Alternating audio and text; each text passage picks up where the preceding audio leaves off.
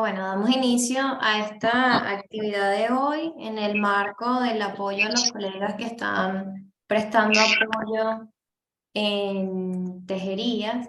Hoy tenemos la participación de la licenciada Francis Criboy. Francis Criboy es licenciada en Psicología, egresada de la Universidad Central de Venezuela. Tiene especialización en Psicología Clínica en la Universidad Central de Venezuela. Realizó pasantías en neuropsicología en el Hospital Henry Ford de Detroit y en el Instituto de Neuropsiquiatría de la Universidad de Illinois en Chicago.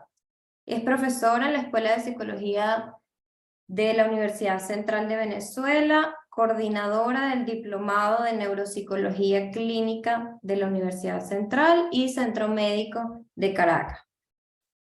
Ejerce su práctica privada en el Centro Médico de Caracas y posee la condecoración Honor al Mérito Académico, por la Federación de Psicólogos de Venezuela. Todo un honor la invitada del día de hoy. Aprovechen los voluntarios también de hacer preguntas que están todavía en ejecución de esas prácticas y de ese día a día en tejerías que sabemos que es la emergencia. Francis nos va a hablar hoy sobre atención en crisis. Adelante, Francis, cualquier cosa estoy por aquí. Muteo, pero estoy por aquí. Perfecto, muchísimas gracias, Valentina. Muchas gracias por la invitación, muchas gracias por la presentación. Bueno, agradezco como siempre a la Federación por estas extraordinarias actividades que llevan a cabo. Y por supuesto, antes que todo, quiero felicitar y celebrar el trabajo que están realizando esos voluntarios, es decir, una labor realmente loable e indispensable. Entonces, bueno, espero que esta presentación sirva de algo para ayudar en ese trabajo tan exigente que están llevando a cabo. Si me permiten, voy a compartir pantalla para iniciar la presentación.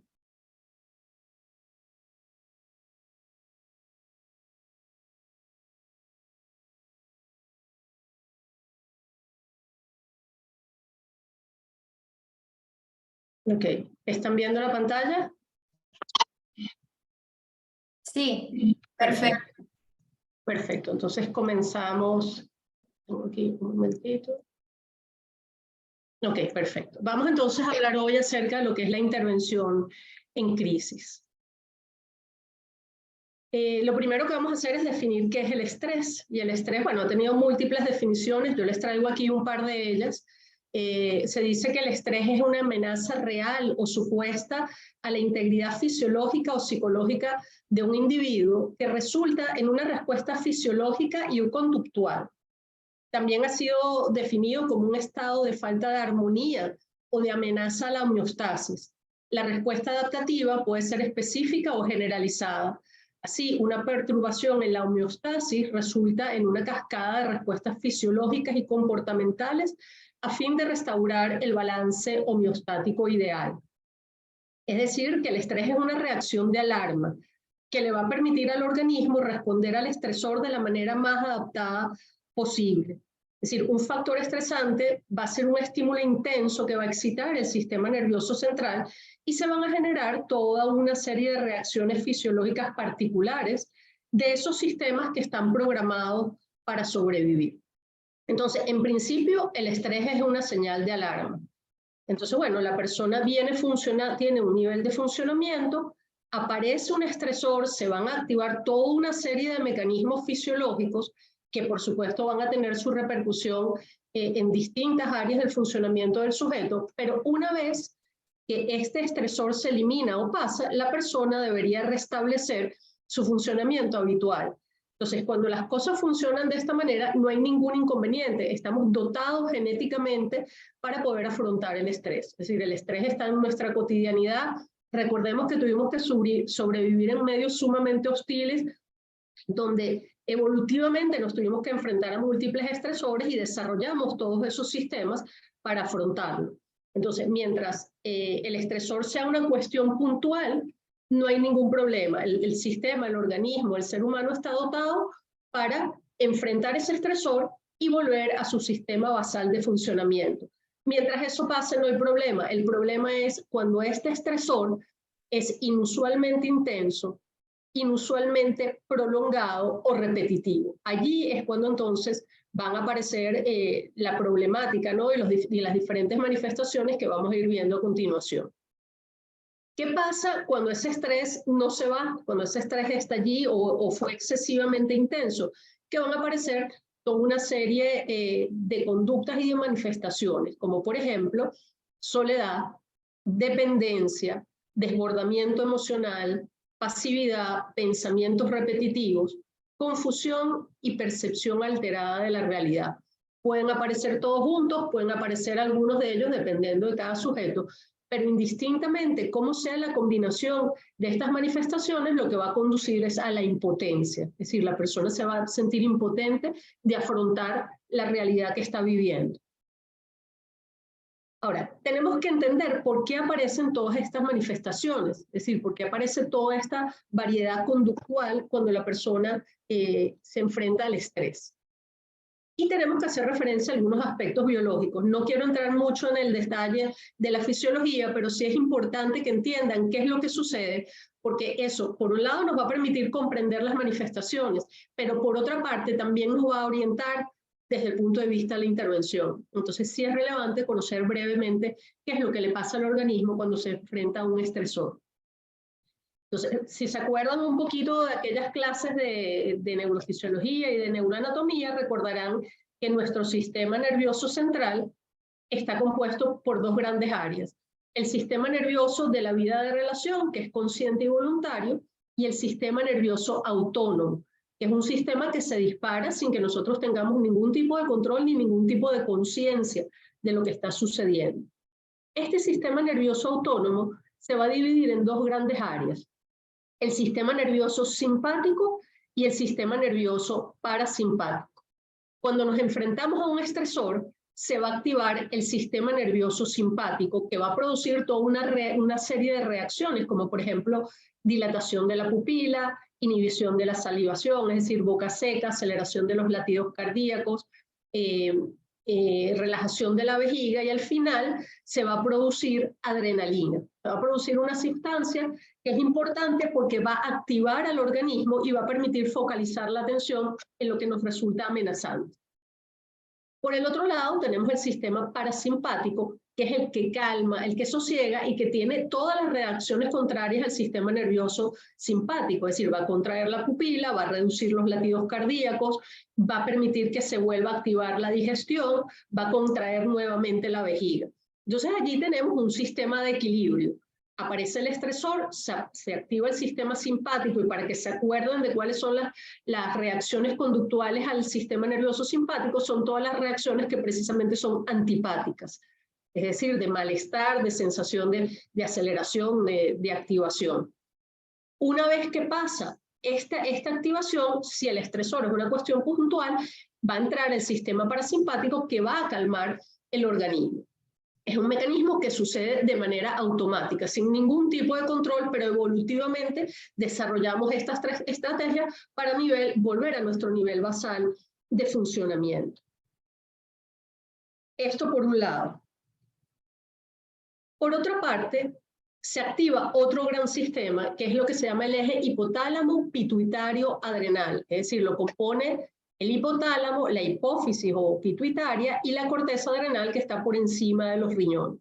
Se va a producir aquí toda una cascada bioquímica y al final el organismo va a producir cortisol, es decir, se van a producir los corticosteroides, que en el corto plazo son sustancias muy beneficiosas para el organismo, porque sus efectos sobre la respuesta del estrés es una respuesta adaptativa que va a favorecer la supervivencia del individuo. Es decir, el cortisol que se libera va a producir un aumento de la energía del organismo, incrementando los niveles de azúcar en sangre, es decir, aumentando la energía que está disponible, ya que en las situaciones de estrés tenemos más exigencias, es decir, tenemos exigencias superiores y requerimos entonces más energía para poder afrontar lo que está sucediendo. Entonces, hablamos del sistema nervioso autónomo, hablamos de este eje hipotálamo pituitario adrenal, y también tenemos que ver cómo se activa. Uy, qué lástima, no me están rotando las imágenes. Bueno, no importa. Tenemos aquí por un lado la amígdala y por el otro lado la corteza anterior. Y esto que pasa aquí es realmente importante. Fíjense, cuando nosotros nos enfrentamos a un estresor, se va a activar una zona del cerebro que se llama la amígdala. La amígdala cerebral, no esa amígdala que nos operan cuando somos chiquitos. Es una estructura que está ubicada en la parte media anterior del lóbulo temporal, está por delante del hipocampo. Son estructuras muy primitivas, es una estructura que reacciona de inmediato, tiene que ver con la emoción, tiene que ver con la supervivencia, es la respuesta inmediata y rápida ante un estímulo. Es decir, yo no requiero pensar para saber cómo reaccionar, sino que esta estructura me va a permitir activar todos los sistemas de alarma. Va a activar el sistema nervioso autónomo y va a activar también el eje del estrés que les acabo de mencionar. Por el otro lado tenemos la corteza anterior, es decir, lo que está en la parte frontal del cerebro. Esta es una zona que tiene que ver con solución de problemas, tiene que ver con planificación, pero su respuesta es mucho más lenta. Es decir, allí yo pienso, analizo la situación, tomo decisiones y soluciono el problema. ¿Qué va a pasar ante el estrés? Que va a haber una lucha entre estas dos estructuras. Pero resulta que la amígdala, fíjense que les puse aquí dos manitas, va a tener mucho más fuerza que la acción que puede ejercer la corteza anterior, porque recordemos que esto es una estructura mucho más primitiva y esta es una estructura que evolutivamente aparece mucho más tarde. Y además, anatómicamente, también existe una razón para que esto suceda. Existen mucho más conexiones de la amígdala a la corteza que de la corteza a la amígdala. Es decir, las reacciones de la amígdala van a tener mucho más intensidad que la posibilidad que tiene la corteza de frenar y de parar esas manifestaciones. Entonces, cuando estamos en estrés, se va a producir una pelea entre estas dos estructuras. Entonces, fíjense que hemos hablado de tres cosas. Hablamos del sistema nervioso autónomo, específicamente el sistema simpático. Hablamos del eje del estrés y hablamos del balance entre dos zonas, la amígdala y la corteza anterior.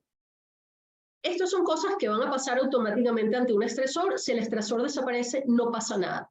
El problema es cuando el estrés se prolonga y todas estas zonas permanecen activadas por largo tiempo y todas esas sustancias que se liberan permanecen dentro del organismo de manera prolongada.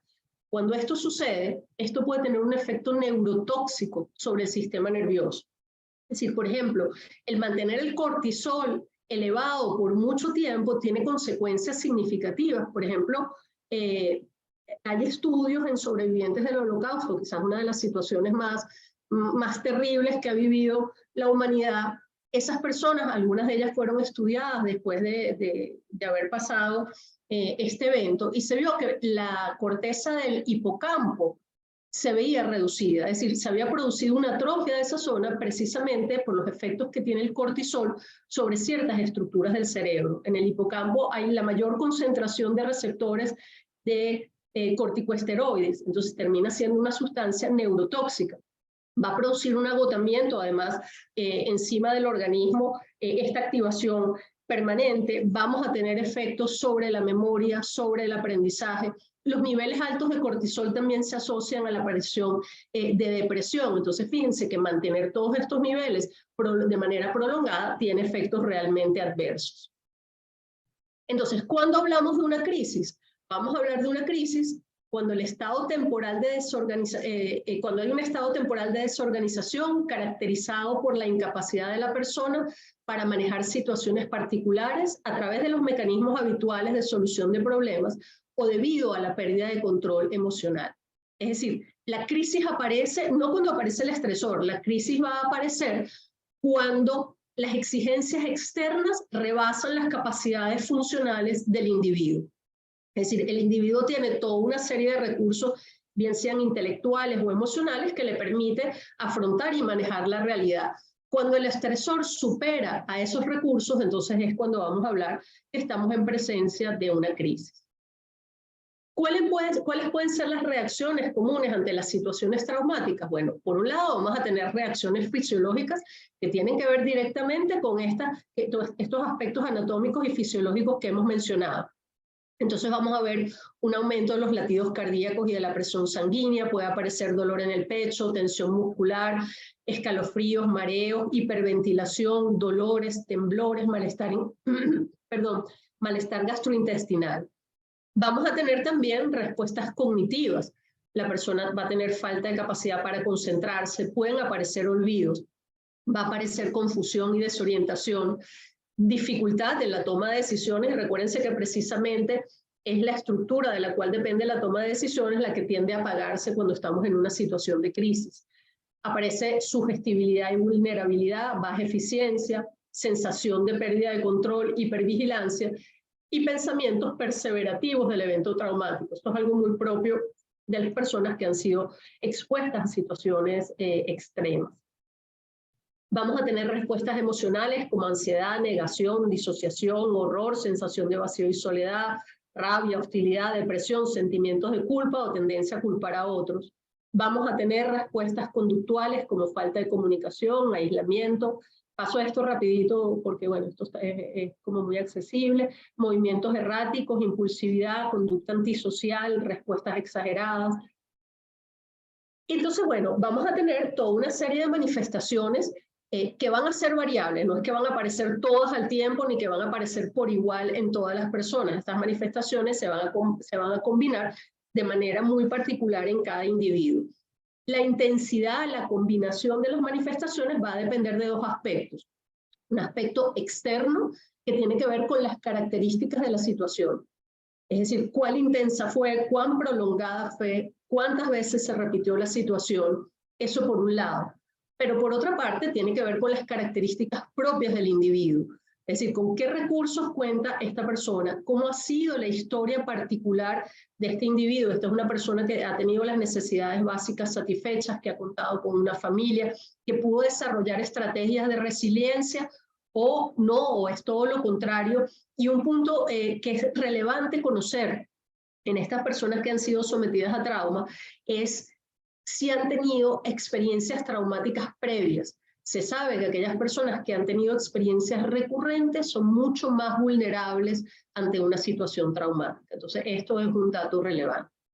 Entonces, bueno, se pueden combinar estas manifestaciones, pero en función de la duración vamos a ver ciertos cuadros, ¿no? Entonces, podemos tener el trastorno de estrés agudo.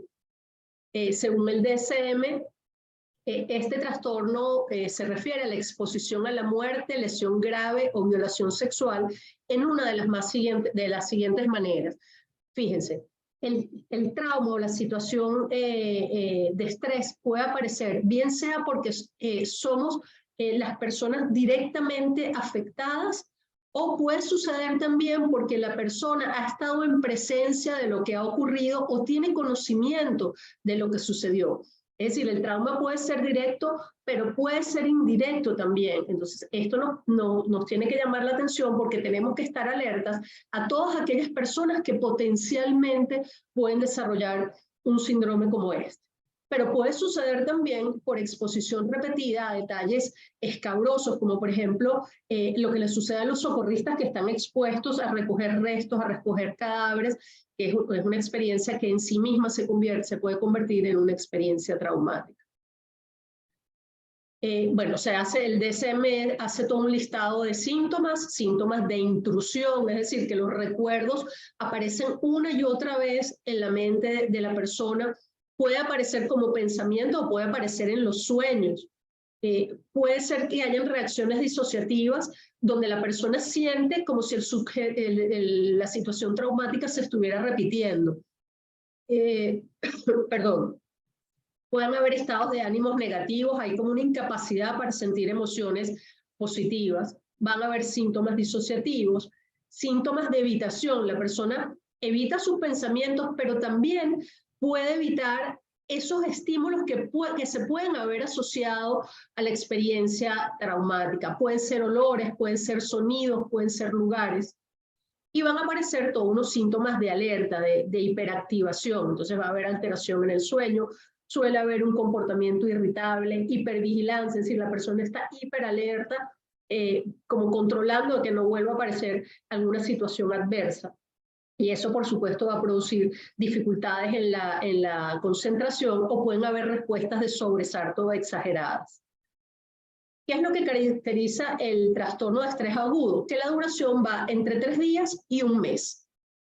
Esta alteración va a producir un impacto en el funcionamiento global del sujeto, las distintas áreas de funcionamiento, y esta alteración no se puede atribuir a los efectos fisiológicos, bien sea de fármacos o no se puede explicar mejor por algún otro trastorno. Eso lo tenemos por un lado. El otro trastorno que podemos presenciar es el trastorno de estrés postraumático, que sucede por las mismas razones que ya explicamos anteriormente. Y se van a presentar toda una serie de síntomas. Vamos a tener síntomas de intrusión, es decir, la aparición constante de pensamientos, de sueños que evocan la situación traumática con las consecuentes reacciones fisiológicas asociadas a esta exposición. Vamos a tener manifestaciones de evitación. La persona puede evitar, como les dije antes, los recuerdos o los estímulos que pueden recordar el trauma. Vamos a tener alteraciones cognitivas y del estado de ánimo que van a afectar distintas funciones, como puede ser la memoria, como puede ser la percepción, como puede ser el pensamiento. Vamos a tener alteraciones de la alerta y la reactividad. Generalmente vamos a ver a personas, como les dije, muy irritables, pueden ser imprudentes, hipervigilantes, respuestas de sobresalto. Ahora, en este caso, para hablar de un trastorno de estrés postraumático, tenemos que saber que la duración tiene que ser superior a 1 mes.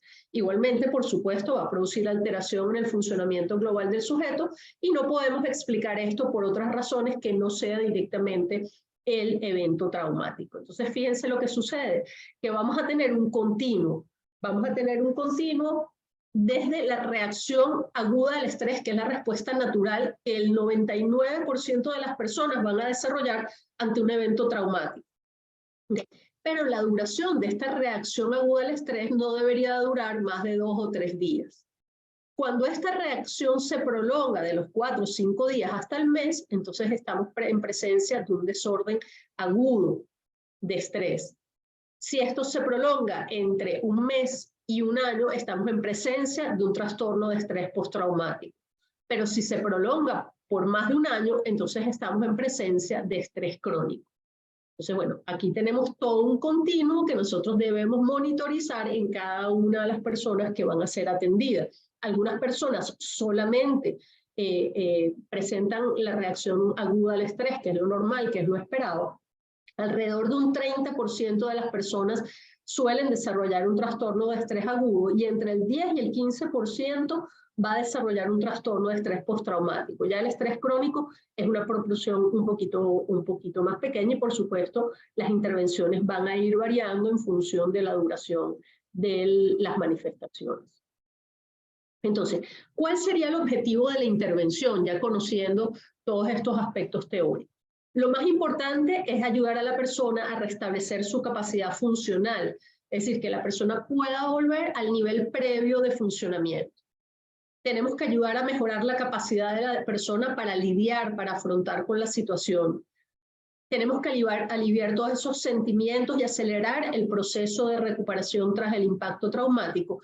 Y lo más importante de todo, es decir, es restablecer el funcionamiento, pero es prevenir las secuelas psicológicas. Es decir, evitar que esas reacciones que son normales ante el estrés se cronifiquen y la persona llegue a desarrollar un trastorno de estrés postraumático. ¿Cuáles deben ser las características de la intervención? La intervención tiene que ser inmediata, es decir, cuanto antes podamos intervenir, mejor va a ser el pronóstico, mejor va a ser la evolución de la persona. La intervención tiene que ser próxima, es decir, nosotros tenemos que atender a la persona donde la persona esté. Tiene que ser una intervención simple, sencilla, puntual, altamente estructurada. Aquí vamos a ser muy activos y muy directivos, es decir, esta no es una situación ni para hacer interpretaciones, ni para hacer una revisión de la historia del paciente, ni para que la persona haga asociaciones libres o nos traiga sueños. Es decir, esto es una intervención puntual. ¿Okay? Debe ser muy simple, muy sencilla, y ya vamos a hablar un poquito sobre esto, donde la persona que está ayudando es la persona que tiene que tener la batuta. ¿Okay? Tiene que ser una intervención flexible. Es decir, aquí somos nosotros los que tenemos que adaptarnos a las condiciones. Si tenemos que atender a la persona sentados en el piso, lo hacemos. Si hay gente alrededor, no importa. Aquí lo importante es ayudar a la persona a calmar esas reacciones adversas que está teniendo. Y por supuesto, la intervención tiene que ser interdisciplinaria. Tenemos que aprender a trabajar en equipo, eso es indispensable. Es decir, en situaciones de crisis hay muchos equipos que están trabajando simultáneamente. Está el personal médico y paramédico, están los psicólogos, están los trabajadores sociales, están los entes gubernamentales, muchas veces también hay periodistas, y tenemos que convivir con cada uno de los profesionales y de las personas que están allí atendiendo, cada uno en su área y respetando los límites de las intervenciones de cada quien. Nosotros hacemos el aporte en nuestra área, tratamos de integrarla con la actividad que están realizando los demás profesionales o las demás personas que estén colaborando y respetando siempre los límites de cada una de las áreas. ¿Cuáles deben ser los pasos de la intervención? Lo primero, evaluar la seguridad del lugar. Es decir, tenemos que estar seguros que donde están las personas no es un lugar de peligro. Sucedió un deslave, es decir, estamos seguros que donde estamos no se va a desmoronar, no nos va a caer una viga del techo, no es posible que pase por ahí otro río. Tenemos que estar seguros que no estamos exponiendo el peligro a las personas que estamos atendiendo donde las estamos atendiendo. Tenemos siempre que considerar cuáles son los mecanismos de daño, qué fue lo que pasó, para evaluar qué fue lo que percibió la gente. Tenemos que estar al tanto de lo sucedido. Tenemos que evaluar cuál es el nivel de respuesta de la persona. La persona está completamente alterada, está descontrolada, la persona está por el contrario retraída. ¿Cuáles son las capacidades funcionales? Lo primero que hay que hacer una vez que estamos seguros y conocemos de que el lugar es estable y que conocemos cuáles fueron los mecanismos de acción que entraron para suceder el daño, lo primero es atender las necesidades médicas. Es decir, lo primero que tenemos que hacer es estar seguros que la persona está a salvo físicamente y que la persona está estable. Una vez que tenemos garantía de eso, es cuando entraría entonces la intervención psicológica.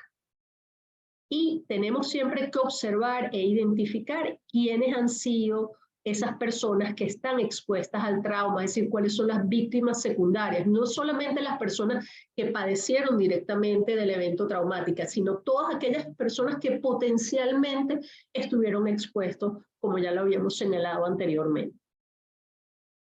¿Cuáles serían los pasos ya una vez que hemos cumplido con estos criterios? Bueno, lo primero es conectar con la persona, es decir, debemos presentarnos, preguntarle cómo está. Muy importante la comunicación verbal, la comunicación no verbal, es decir, tenemos que tener una escucha empática, tenemos que estar allí, es decir, no podemos estar atendiendo a la persona viendo el celular simultáneamente. Todo eso es muy importante para poder conectar con la persona afectada. Hay que ubicar a la persona, ya vimos que hay desorientación, que hay desorganización, que pueden haber reacciones disociativas. Entonces, ¿qué tenemos que hacer? Poner y ubicar a la persona en el aquí y en el ahora. ¿Cómo lo vamos a hacer? Pidiendo que nos cuente la historia, qué sucedió. Eso permite crear un orden de los sucesos, eso permite que el lóbulo frontal, que la parte anterior del cerebro se active y calme un poco a la amígdala. Es muy importante preguntar qué percibió y no qué sintió. Es decir, recuérdense que tenemos que ayudar a mantener el control. Si nosotros exacerbamos la emocionalidad, la persona se va a descontrolar más. Entonces, en este momento, estoy hablando de la intervención primaria, es decir, la intervención en la situación de crisis, tenemos que tratar de ser lo más objetivos posible y no exacerbar los aspectos emocionales, y ya vamos a ahondar un poquito más en esto. Es muy importante interrumpir las repeticiones del evento, es decir, las personas muchas veces se quedan pegadas y repiten la historia. Es importante ubicarlos en el aquí y el ahora. Usted está aquí, está conmigo, cuénteme qué está viendo, cuénteme qué está percibiendo, para ubicarlo en el presente e impedir que las repeticiones aparezcan, porque estas repeticiones suelen ser retraumatizantes. Entonces tenemos que tratar de frenar esas repeticiones que además son tan propias de las situaciones de trauma. Tenemos que brindar apoyo y dar sensación de seguridad, entendiendo siempre la individualidad. Si cada persona va a reaccionar de alguna manera y nosotros tenemos que respetar y comprender cómo está reaccionando cada individuo. Tenemos que hacerle saber que no está solo, que nosotros estamos allí para ayudarlos. Pero tenemos que tener mucho cuidado. No hay que negar los sentimientos. A veces por la propia angustia de la persona que está allí, le dice, no, no tenga miedo, todo va a estar bien. Es decir, la persona tiene miedo, no podemos negar ese sentimiento. ¿Todo va a estar bien? No lo sabemos. Es decir, no podemos hacer ofrecimientos ni podemos hacer promesas que no estamos seguros que vamos a poder cumplir. Y tenemos que mostrarnos, como ya les dije antes, tenemos que tener una escucha empática, que estamos entendiendo lo que le está sucediendo a la persona. Tenemos que lograr ponernos en el lugar del otro, indistintamente que nos parezca que es adecuada o no es adecuada la respuesta de la persona. Posteriormente tenemos que normalizar y validar la respuesta. Y esto es muy importante. Le tenemos que hacer saber a la persona que está teniendo una respuesta normal ante un evento anormal. Es decir, aquí lo anormal es el suceso, no es la reacción que tiene la persona. Cuando nosotros le hacemos saber eso a la persona, generalmente tienden a calmarse. Tenemos que tener cuidado de no sobreidentificarnos. Yo sé cómo usted se siente. Cuando yo estuve en una situación similar, yo también me puse así. Eso no es pertinente para este momento, ni para la ayuda profesional que estamos brindando. Es mucho más saludable o mucho más adecuado decir, yo veo que esta situación lo sobrepasa, esto es una situación muy dura para cualquier persona. Entonces estamos teniendo una respuesta empática, pero también estamos normalizando la situación del sujeto, porque muchas veces la persona se preocupa por su propia reacción. Entonces tenemos que darle a entender que es normal que en una situación de crisis se sienta de esa manera. Y tenemos que preparar para el futuro. Tenemos que preparar para lo que viene y activar los recursos internos que tiene el individuo. Es decir, yo no le voy a enseñar a la persona cosas nuevas que no sabe hasta ahorita. Yo tengo que utilizar los recursos que ya tiene la persona adentro para que progresivamente se vaya incorporando en la cotidianidad. Entonces, bueno, lo primero es decirle, mire, usted cuenta conmigo y puede recurrir a buscar ayuda en cualquier momento, de manera que la persona sienta un poco más seguridad de cara en adelante. Hay que pedirle que vaya estableciendo pequeñas metas, metas que estemos seguros que están en capacidad de cumplir. Por ejemplo, quisiera pedirle que se comunique con su familia, asignar responsabilidades, es decir, quisiera que mañana cuando yo venga a verlo haya ordenado el espacio donde usted está, por ejemplo, digamos, las responsabilidades que sean pertinentes, que sean adecuadas, que sean posibles para la situación donde está la persona. Y este es un punto bien importante. Hay estudios bien relevantes. Por ejemplo, hay un estudio de 1991 de la Guerra del Golfo que se vio que aquellos niños a los cuales se les había asignado tareas durante la guerra, se les habían asignado responsabilidades, tenían un porcentaje mucho menor de depresión el tiempo después. Es decir, eran menos propensos a desarrollar una depresión. Asignar responsabilidades permite a la persona engancharse en realidad, le permite ajustarse al entorno, le permite estar en el aquí y en el ahora, requiere activar todos esos mecanismos de planificación, de toma de decisiones, de control que son tan importantes en este momento. Las responsabilidades no tienen por qué ser particularmente relevantes, sino que la persona sepa que tiene algo por hacer.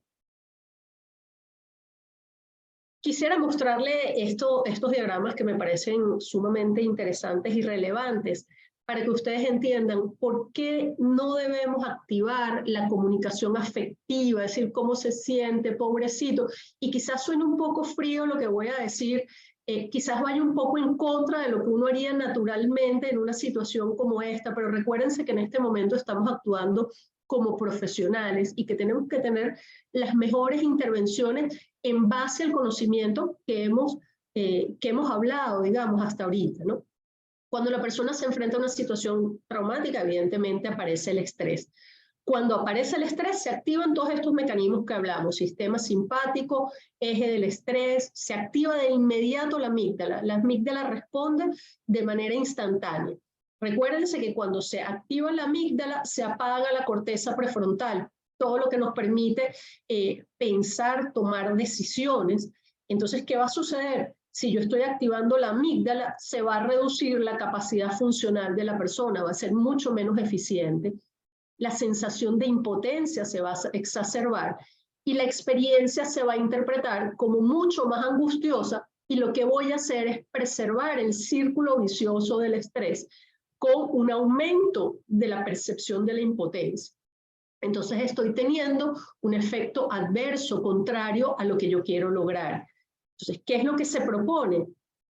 Lo que se propone es tener una comunicación cognitiva. Y recuérdense que estoy hablando en el momento de la crisis. La persona tiene estrés. Yo tengo que lograr una reducción de la amígdala. ¿Cómo lo puedo lograr? ¿Cómo hago que esa amígdala se apague? Voy a preguntarle por cosas muy concretas a esta persona. Por ejemplo, ¿qué hora es? ¿Qué vio? ¿Cuántas personas habían? ¿Usted prefiere esto o prefiere lo otro? Es decir, vamos a hacerle preguntas que sean muy, muy concretas, incluso respuestas de sí o no, respuestas de datos, fechas, horas, números. ¿Qué vio? ¿Qué sintió? ¿Qué percibió? Es decir, cosas muy, muy específicas que me permiten aumentar la capacidad de actividad de la corteza frontal. Cuando se activa la corteza frontal, se apaga la amígdala. La persona va a tener una mayor capacidad para pensar y tomar decisiones. Voy a aumentar la eficacia funcional. Voy a disminuir la sensación de impotencia y la experiencia se va a interpretar como menos angustiosa y en este momento estoy rompiendo el círculo del estrés. Estoy haciendo intervenciones efectivas que me permiten reventar este círculo vicioso que es tan peligroso en estas situaciones de crisis y en este momento entonces estoy aumentando la eficacia del individuo, que es el objetivo de la intervención. Entonces, por ejemplo, si la persona nos dice, yo me siento muy estresado, estoy asustado todo el tiempo, esto es una reacción absolutamente normal en una situación de crisis. Entonces yo tengo dos opciones aquí. Me voy por el lenguaje emocional, pobrecito, lo lamento mucho, llore todo lo que usted necesite, no se preocupe. Es distinto, por ejemplo, que yo le diga, ¿te diste cuenta si hay momentos en los que te sientes particularmente estresado? Aquí ya yo estoy haciendo una pregunta que exige que la persona piense y me diga, sí, mire, yo me siento mucho más angustiado en la noche. Cuando se va la luz, cuando se oscurece, yo me siento mucho más estresado. ¿Cuántas veces al día se siente así? 1, 3, 5, todo el tiempo. Yo puedo hacer uso de este tipo, uso de escalas. Por ejemplo, del 1 al 10, ¿cuán estresado te sientes? Estoy cuantificando. Entonces, fíjense que yo estoy teniendo una escucha absolutamente empática. Yo estoy escuchando lo que me dice esa persona. Yo estoy entendiendo que él está estresado. Pero en vez de responder en un tono emocional que me va a exacerbar y que me va a hiperactivar todos los sistemas de los cuales hemos hablado, voy a hacer preguntas muy concretas pidiendo datos muy específicos que van a lograr que se apague esa amígdala, que se active la corteza frontal, que la persona entre al menos en un grado mayor de control. Muy importante después que pasemos de la situación de crisis, es decir, de la atención los primeros días, registrar los datos de la persona, evitar que la persona esté sola. Siempre es bueno que las personas que han pasado por eventos traumáticos estén acompañadas. Hay que facilitar el descanso, que estas personas terminan agotados, es decir, por esta hiperactivación de todos los sistemas, se agotan, se consume la energía. Hay que tratar de ir rehaciendo proyectos progresivamente. Si podemos, si es posible, se pueden dejar planes por escrito para que la persona vaya cumpliendo ciertos pasos. Siempre es muy importante las afirmaciones comunitarias, es decir, que se vuelva otra vez a las costumbres, a las tradiciones, que la persona pueda ir progresivamente asumiendo su rutina. Después que salimos de esa fase de atención inmediata, es decir, en el momento de la situación traumática, es cuando entra, digamos, la psicoterapia convencional. Es decir, estas personas probablemente van a necesitar una psicoterapia ya a más largo plazo, donde el trabajo en grupo puede ser efectivo, es decir, reunir a todas esas personas que pasaron por experiencias similares para trabajar en grupo. Es muy importante siempre conmemorar, es decir, hay que validar la situación por la cual atravesaron todas estas personas, recordar, mantener vivo el recuerdo de estas experiencias que validan la situación vivida. Y otro punto muy importante, y ya con esto finalizo, es que el personal de apoyo se tiene que cuidar. Es decir, lo que nosotros vemos es que el personal de apoyo se aboca intensamente a ayudar a las personas y terminan fundiéndose, es decir, lo que en inglés se llama el burnout o quemarse, digamos, en la situación.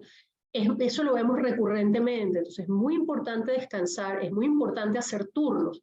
Es decir, yo trabajo 2 horas, descanso, viene mi compañero y trabaja 2 horas y descansa, y así rotarse, porque nosotros también tenemos que cuidarnos como personas que estamos lidiando con esa situación de crisis. Es muy importante que nosotros registremos también nuestro propio malestar, es decir, estar alerta a la sobreidentificación, es decir, que ya yo me esté sintiendo como la persona. Hay que tener mucho cuidado con el trauma vicario, es decir, muchas veces el personal de ayuda está expuesto al trauma en sí mismo, es decir, está viendo gente sufriendo, gente que ha fallecido, gente que ha perdido sus casas, y eso evidentemente nos afecta a todos. Entonces tenemos que tener mucho cuidado y estar alerta a la aparición de síntomas.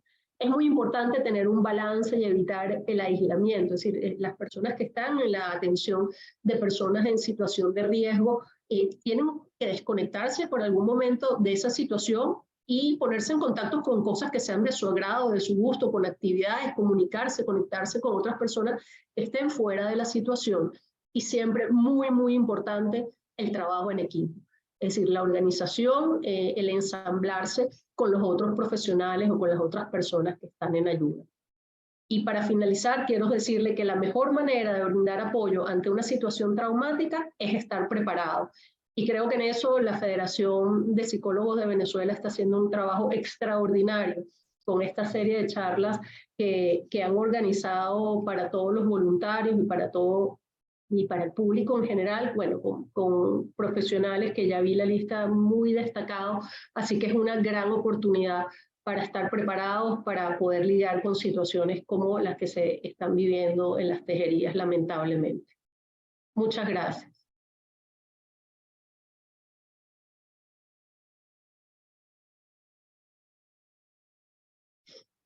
Gracias a ti, Francis. Excelente toda la información que nos dejas hoy en este hilo de atención en crisis que, bueno, que hemos estado atendiendo. Yo justo ahora estoy en Caracas, pero la semana pasada estuve en las tejerías. Sé que dentro de los participantes hay psicólogos voluntarios del Colegio de Psicólogos de Aragua que todavía están prestando ese apoyo. Quizás ellos, bueno, tienen alguna pregunta, están ahí expuestos y pueden aprovechar. Vamos a aprovechar algunos minutos para intercambiar.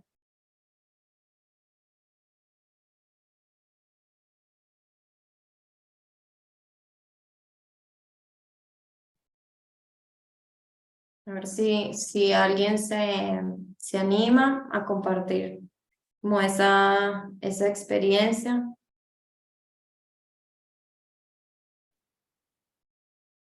Bueno, si quieren, mientras se animan a participar, creo que, bueno, es como importante diferenciar lo que es la atención en crisis de lo que es la psicoterapia, ¿no? De lo que es lo que viene después de la atención.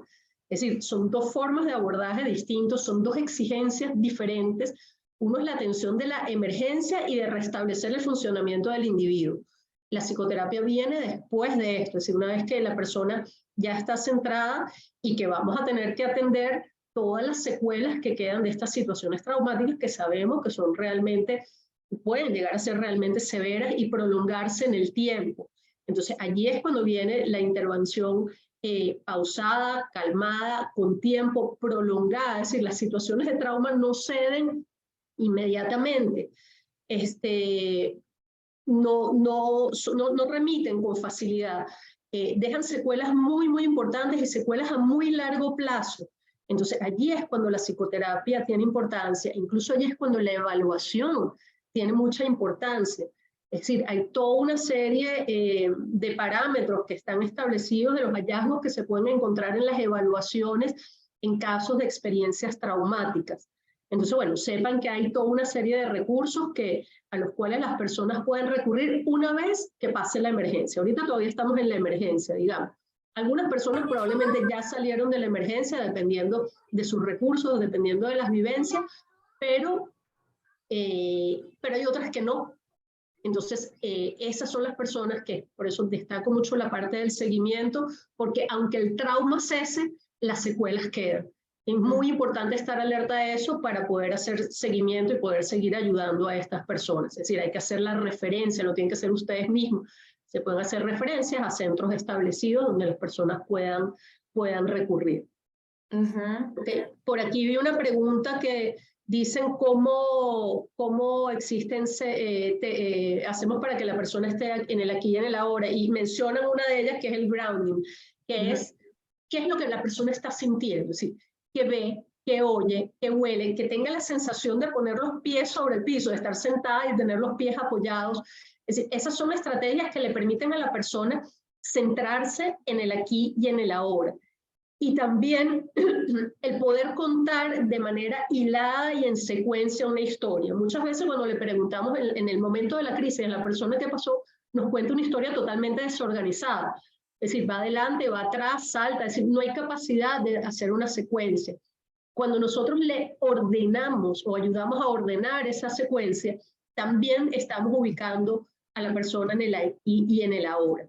¿Okay? Y ese ubicarlo aquí en el ahora es lo que va a romper con las repeticiones constantes de la experiencia traumática, que ya vimos que es una de las manifestaciones clásicas, tanto en el estrés agudo como en los trastornos de estrés postraumático. Siempre preguntas concretas, puntuales. Okay, no, las preguntas no tienen que ser ni siquiera relevantes. Es decir, nosotros podemos preguntarle, ¿cuántos hijos tiene? ¿Con quién vive usted? A lo mejor en ese momento para mí no es relevante eso, o a lo mejor sí, pero a lo mejor no lo es. Pero no es lo importante aquí, no es la pregunta. Aquí lo importante es desactivar todos esos mecanismos automáticos que entran en juego cuando está la persona en una situación de estrés agudo. ¿Cuál es el tipo de psicoterapia más apropiado? Bueno, hay como varias modalidades. Podemos tener intervención modelos de intervención de psicoterapia breve, que son modelos donde más o menos alrededor de 10, 12 sesiones para que la persona se restablezca. Eso puede ser apropiado, generalmente son los servicios que se ofrecen en los hospitales, en los módulos de atención pública generalmente se atiende por modelos de atención de psicoterapia breve y suele ser bien eficiente, digamos.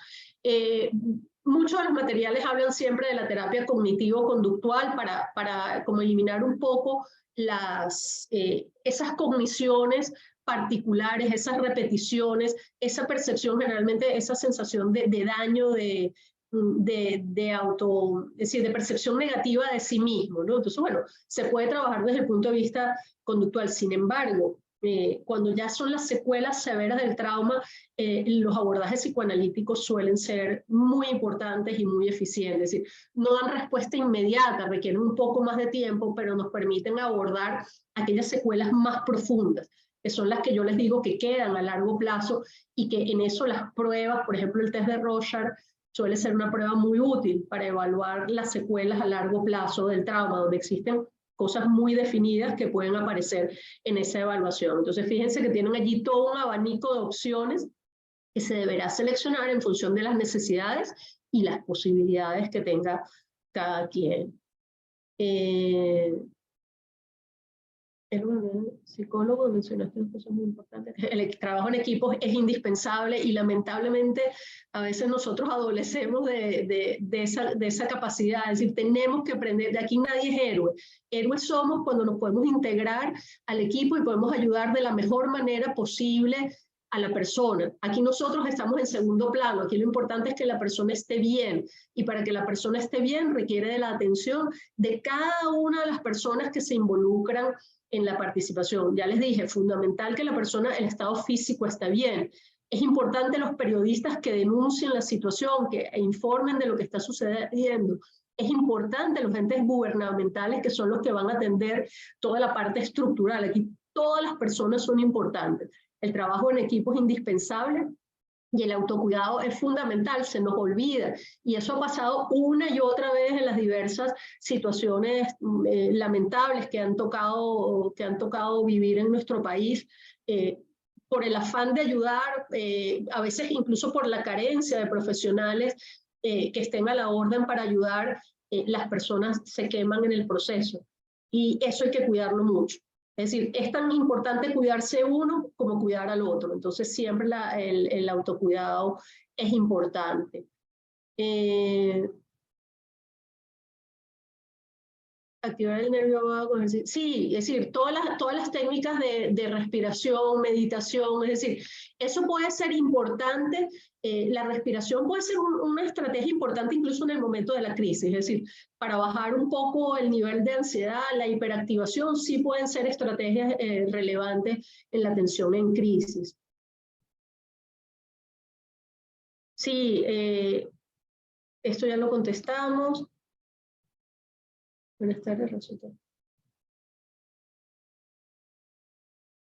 No sé a qué se refieren cuando hablan de técnicas somáticas. Si quieren explicarlo un poquito más.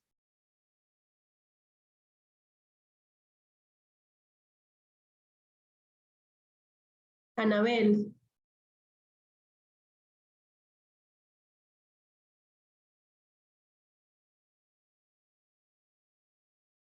Sí, intervención con niños, muy importante.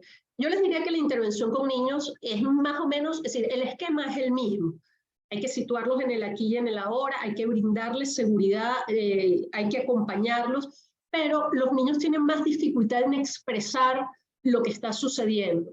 Entonces, para compensar esa dificultad, podemos hacer uso de técnicas de dibujo, de juego, de escritura, es decir, esos recursos suelen ser muy valiosos en la intervención con niños. La estructura es similar, pero digamos la técnica de abordaje puede variar un poquito haciendo uso de estos recursos, ¿no? Básicamente el dibujo y el juego, es decir, en los momentos de crisis sí podemos tener, digamos, dentro de nuestros, ¿cómo se llama? Recursos, papel, lápices, colores, plastilinas, juegos, que pueden ayudar en la intervención con los niños, pero la estructura y los objetivos de la intervención son los mismos. ¿Es posible realizar un abordaje grupal y atender la crisis en pequeños grupos? Si existen psicólogos... la verdad que generalmente la atención inmediata, la crisis inmediata se suele atender de manera individual. Es decir, es muy difícil manejar a muchas personas en crisis simultáneamente cuando además cada una va a tener una reacción muy individual. Entonces a lo mejor tengo una persona que está totalmente hiperactivada, agitada, y una persona que está totalmente retraída. Entonces yo diría que en la emergencia, es decir, estoy hablando de la atención en crisis, en el momento, estoy hablando de los primeros días, quizás la intervención en grupo no sea lo más eficiente. Creo que ahí la atención individual es lo fundamental. Ya después, digamos, de los 3 primeros 4 días, donde ya hay como más claridad de lo que se está sucediendo, cuando ya conocemos más de la realidad de lo que le pasa a cada individuo, es decir, hay gente que lamentablemente pierde seres queridos, hay gente que pierde sus hogares, hay gente que pierde distintas cosas. Entonces, una vez que ya sepamos y entendamos hacia dónde tenemos que orientar, allí el trabajo en grupo sí puede ser relevante. Absolutamente, porque además tienen una experiencia compartida. ¿Ok? Pero una vez que calmamos la crisis inicial, sí, técnicas de relajación, respiración, ejercicio, todo eso puede ser beneficioso. La verdad es que con poblaciones indígenas yo diría que es lo mismo, es decir, la crisis y la respuesta fisiológica es exactamente igual, indistintamente de los aspectos culturales. Pueden haber variaciones en el tipo de reacción, es decir, hay personas que son como que la expresión es más hacia afuera, y hay poblaciones donde la expresión es más hacia adentro, ¿no? Ahí es donde puede haber variaciones, pero las técnicas y los objetivos y las estrategias siguen siendo las mismas.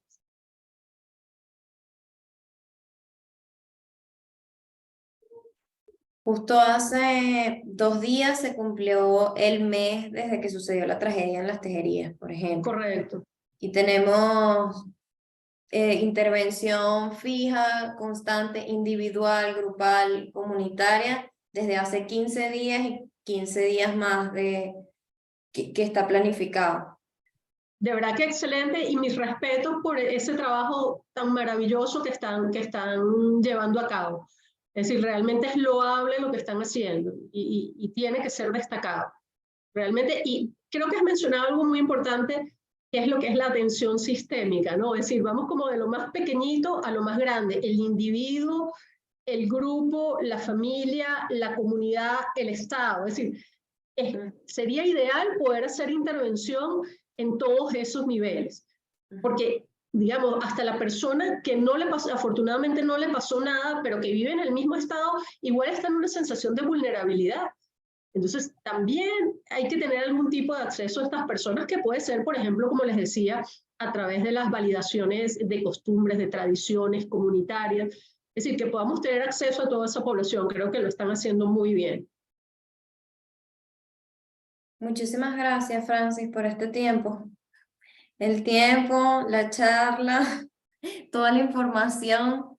Realmente cuando uno está sometido también a todo este desgaste, recordar qué es lo que tenemos que hacer, de qué manera contactar con los colegas, hacer estas capacitaciones, son sumamente valiosos los espacios. Bueno, la verdad que siempre a la orden, para mí siempre es un gusto y un placer poder colaborar con la federación, que siempre está allí al pie del cañón para atender las necesidades de la gente. Y bueno, quiero reiterar mis respetos, mis saludos. Hola Clara, qué gusto verte. Sí, estoy viendo que te estás despidiendo y no quería que te despidieras. Escuché casi toda la charla, hubo unas interrupciones y como siempre, excelente, Francis. Gracias por compartir con nosotros tu sapiencia, siempre es valorada. Eres generosa. Muchísimas gracias, Clara. Siempre, sabes que siempre estoy a la orden. Es un pequeño granito de arena ante la grandiosa labor que están haciendo los voluntarios allá en el estado, de verdad. Sí, la verdad es que están haciendo un gran trabajo y todas estas formaciones estoy segura que están contribuyendo a su crecimiento y al final a la atención de las personas que están sufriendo ahorita. Así que muchas gracias. A la orden, con muchísimo gusto y bueno, muchos cariños a todos y muy buenas noches. Dale, buenas noches.